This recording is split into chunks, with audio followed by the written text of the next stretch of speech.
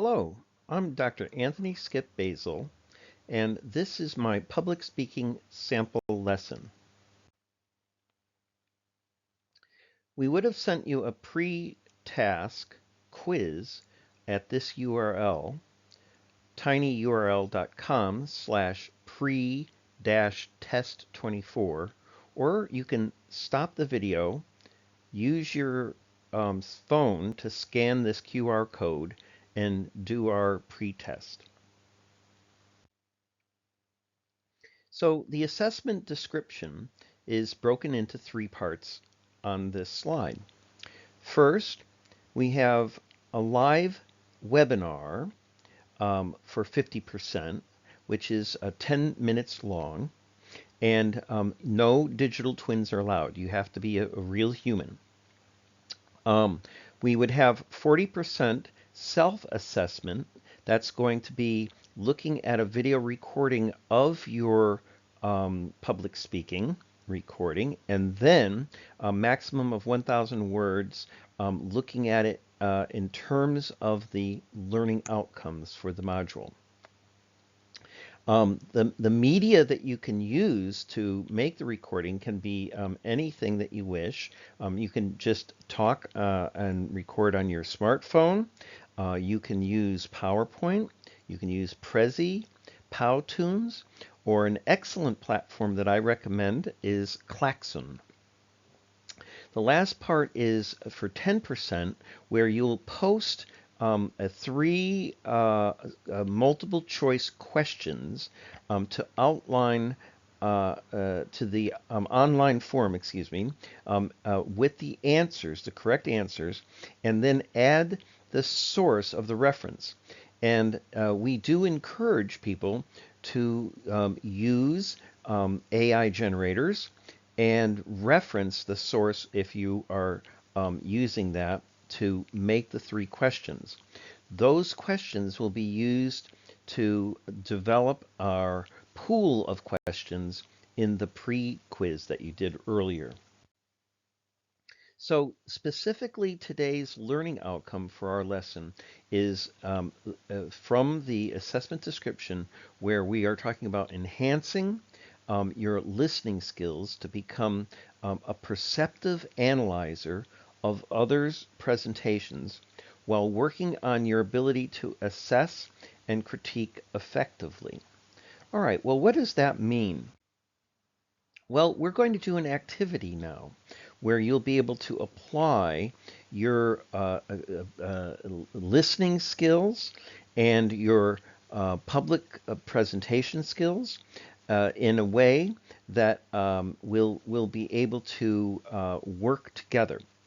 So the first step is that we're going to identify two people to be presenters of a script. So each of them will pre-read the script in your natural voice. Next, we will select the verbal readers. We'll get two of them for today's sample. And then we'll go through the criteria, what we're looking for, what we're going to be listening for in the presentations. Now, what we'll do is we'll use a virtual dice to make some random selections. And while we're doing that, the voters, the people who are not presenting, that are the listeners, that are using their critical skills, will be closing their eyes because you don't want to know which category the presenters will be showing. So there are two areas that we're going to be assessing.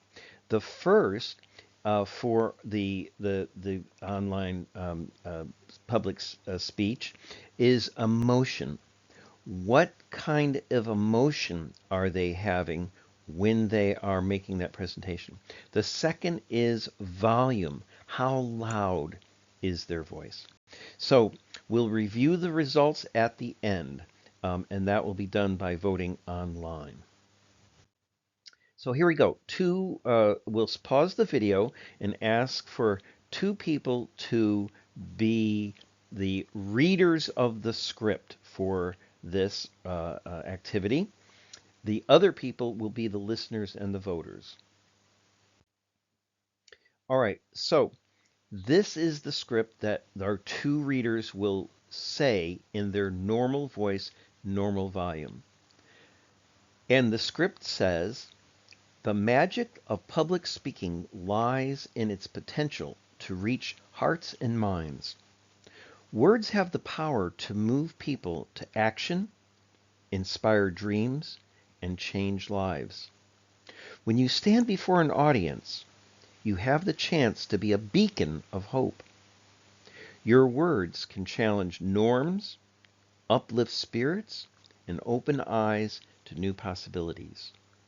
So that's a sample that we will get two people to read in their normal voice.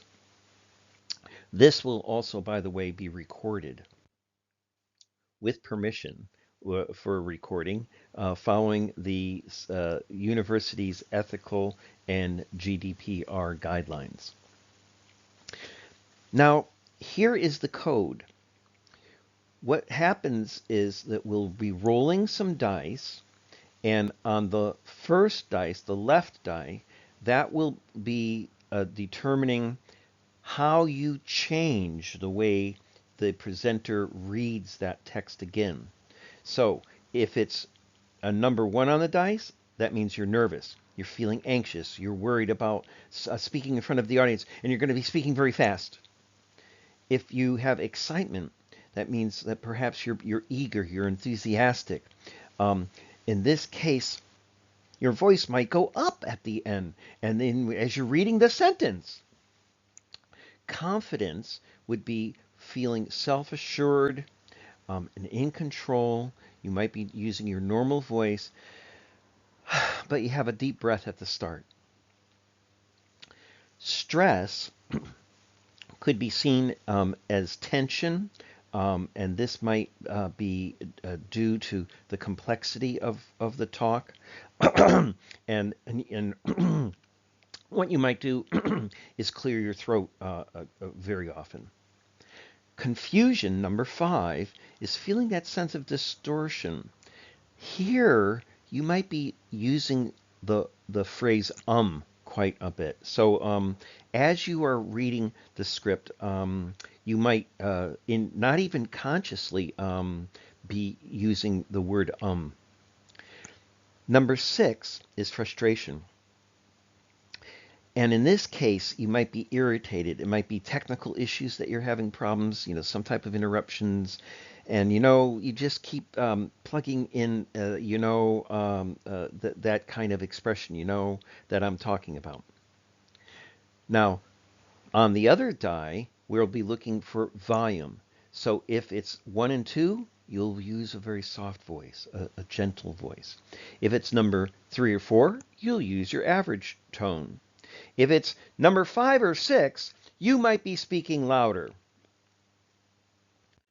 Okay, so now we're going to get the voters, other than the two people, to close your eyes. If it was face to face, we would say, look away from the screen, and we're going to do the roll of the dice. So in the next slide, only the presenters for presenting number 1 will be looking at the screen. Okay, so this is presenter number 1. And I'm going to roll the dice.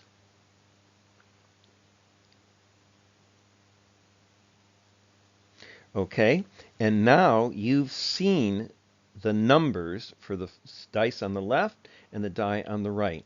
So that's the code that you're going to be using for how you're going to be reading this script.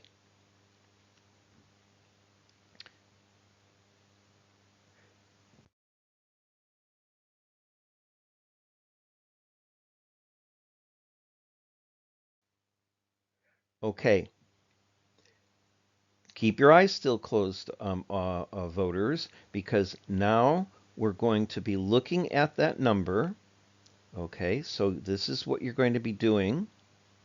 and then you're going to be using the code for this one. All right, we're ready to go, and we'll have the readers read that script, and now we'll listen to the readers. We'll pause here. The readers read the script, and then they have to determine by voting online what number they believe for the emotions and what number they believe for the volume. And what we'll be doing is we'll be going online to this online voting platform, tinyurl.com/vote speaker number 2. All right, and now we're going to vote for the next one. So we'll be listening to number 2 read the script, and if we look here carefully, you can see it's this number on this die as well. And so they'll be reading that script, and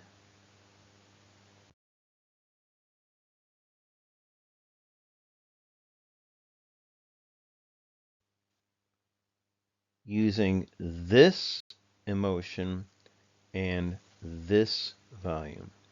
All right, so as they read that, then we'll be voting on presenter number 2.